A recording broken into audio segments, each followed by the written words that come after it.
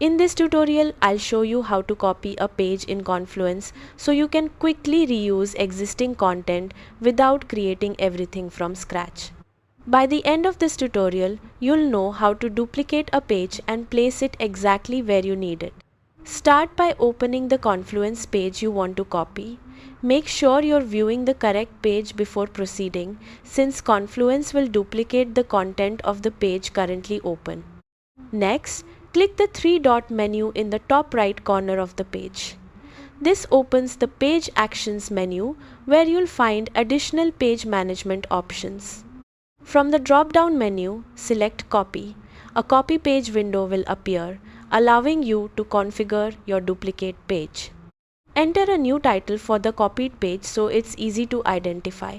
Then choose the destination where you'd like the new page to be created. You can place it under a different parent page or even in another space if you have permission. If the original page contains child pages and you want to duplicate the entire page structure, enable the Include Child Pages option.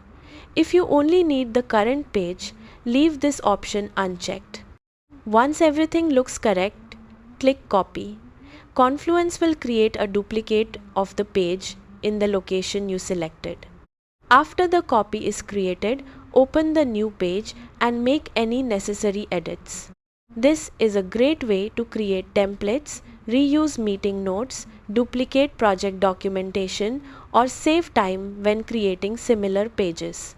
And that's how to copy a page in Confluence.